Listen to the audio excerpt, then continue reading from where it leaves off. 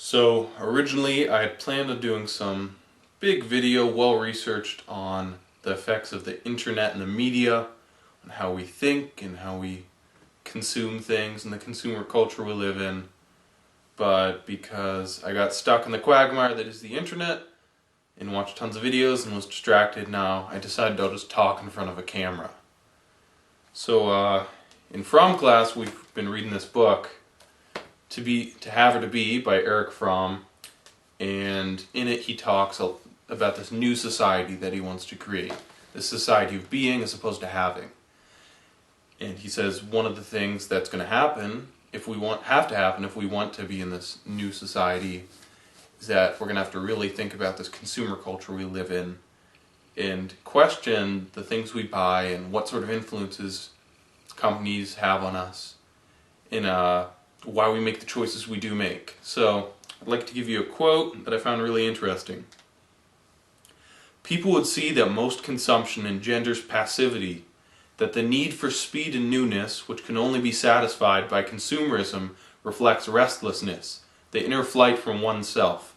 They would become aware that looking for the next thing to do or the newest gadget to use is only a means of protecting oneself from being close to oneself or to another person.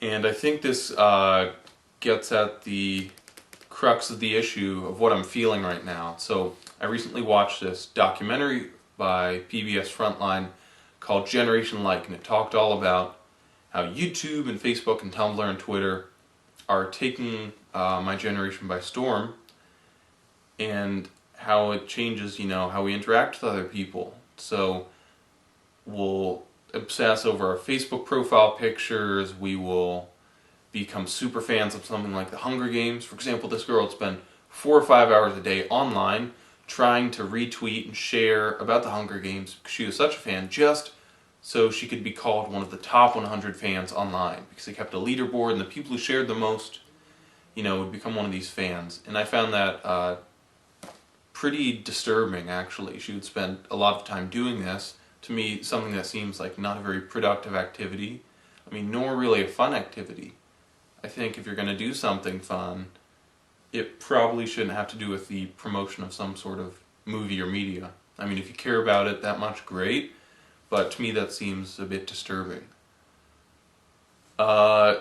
This documentary also talked about this guy named Tyler Oakley on YouTube, and I'd heard of him. He's very famous. He's got like 5 million subscribers, which is crazy, and he has all this, power. He's a role model for so many young people. And then I went and looked at his videos, and I realized all of his videos are just him, BSing about things he likes. He's just talking to the camera, which, that's great. He talks about Doritos Locos Tacos, he talks about One Direction, he talks about clothes, which is pretty cool, I guess, but there is something a bit odd about that somebody like that, who isn't doing anything inherently productive, could get 5 million views. But I guess because it's fun and it's entertaining, people watch it, fair enough.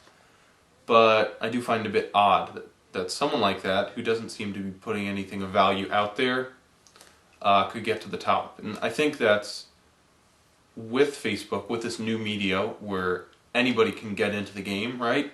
You have kids on skateboards getting into the game, you have people taking pictures of themselves on Instagram. I think the filters that would have in the past made certain people not get to the top are gone, and now you have all sorts of people. You have PewDiePie making video game videos, you have people making funny videos, people making prank videos, and I think without those barriers to entry, a lot of crap gets at the top. But also a lot of good stuff that we wouldn't have heard about otherwise, so it's obviously a double-edged sword.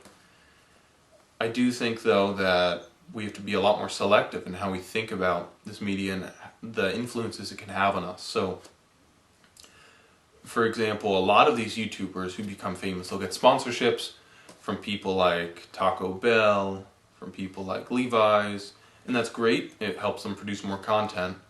And I think us as the consumers of this media, people who watch it, we think, okay, these people, they support this brand, they're a good brand. This is different than what the TV used to be, because the TV, like in the past, the sponsorship wasn't so explicit, right? Fox News may be like run by Rupert Murdoch, who has interest in ExxonMobil, but I wouldn't have known that before. But now I do, right? Because I have access to this new media and tons of information.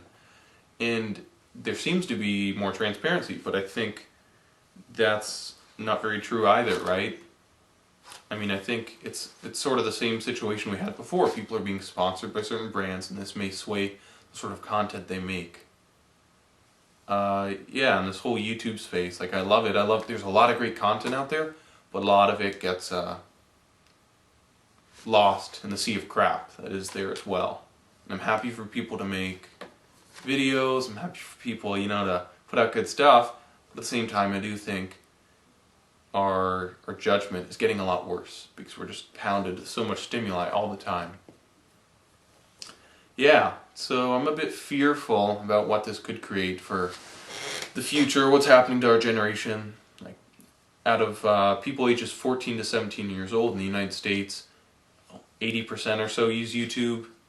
People follow like all these different influences who have big impacts on their lives, and these are the role models we have. And I just think, we need to be a bit more careful about how we view the media, the influences we let into our lives, and that we don't let it engender passivity, as Fromm has said. We don't get too fixated on this entertainment that we lose sight of the world around us, and what really matters and what is real in the end. I'm going to leave you with a quote from Aldous Huxley's Brave New World talking about the drug Soma.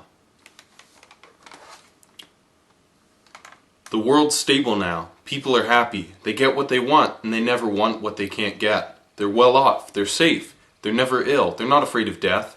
They're blissfully ignorant of passion and old age. They're plagued with no mothers or fathers. They've got no wives or children or lovers to feel strongly about. They're so conditioned that they practically can't help behaving as they ought to behave. And if anything should go wrong, there's Soma.